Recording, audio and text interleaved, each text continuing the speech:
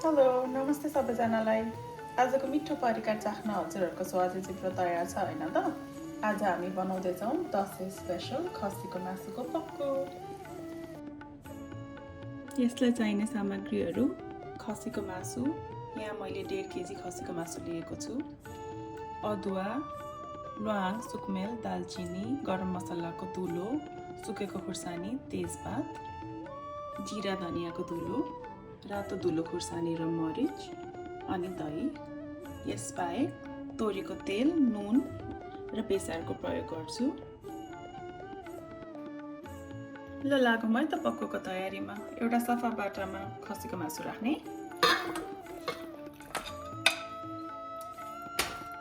यसमा नुन,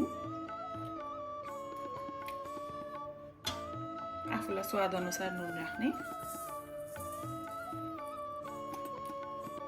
अब बेसार। खसीको मासु बनाउनुलाई चाहिँ एकदमै सजिलो छ।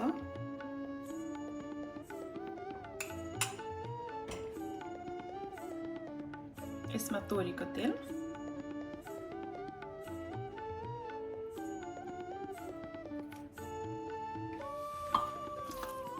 यो एकैछिन चलाउँ अनि अघिको अरू सबै मसला हालेर मजाले मोल्नुपर्छ।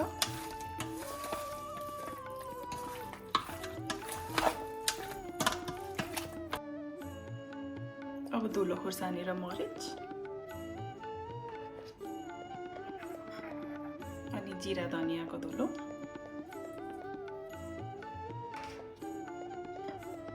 अदुवा, यो सबै सामग्री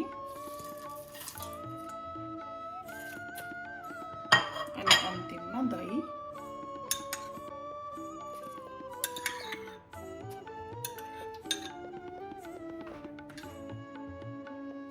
अब सबै सामान हाले अब मोल्न लाग्छु।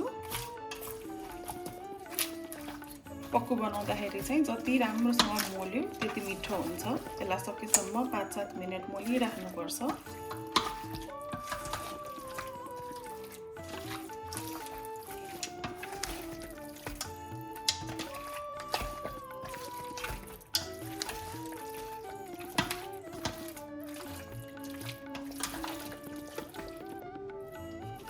हेर्नुस् त यो मजाले मिक्स भयो।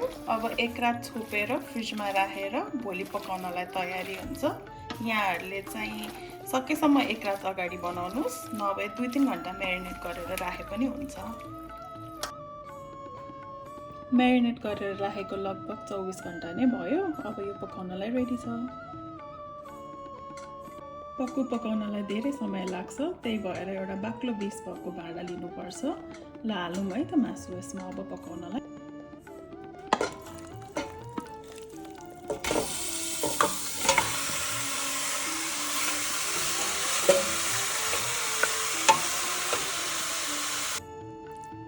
यसमा हिजै नुन, तेल, मसला हालेर म्यारिनेट गरेको थियो।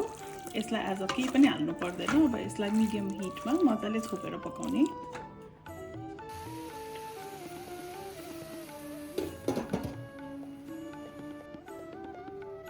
7 मिनट भयो। ल हेरौँ है त कस्तो भएछ। पानी निस्किन लागेछ।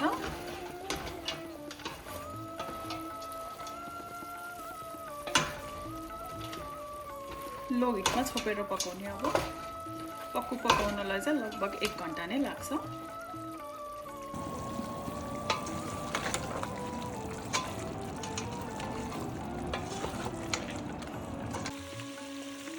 हेर्नुस् त यो पकाउन लागेको 30 मिनट भयो। पानी सुक्यो, तेल निस्किँदैछ। अब यसलाई एकछिन चलाएर फेरि छोपेर अर्को 30 मिनट पकाएपछि पक्कु रेडी हुन्छ। लो हिटमा पकाउनुस् है।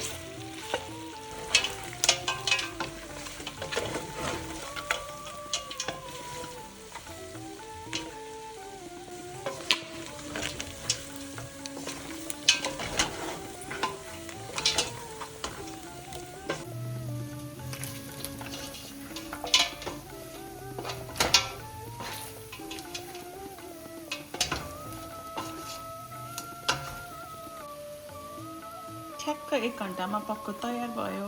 हेर्नुस् त कति मिठो देखेको है।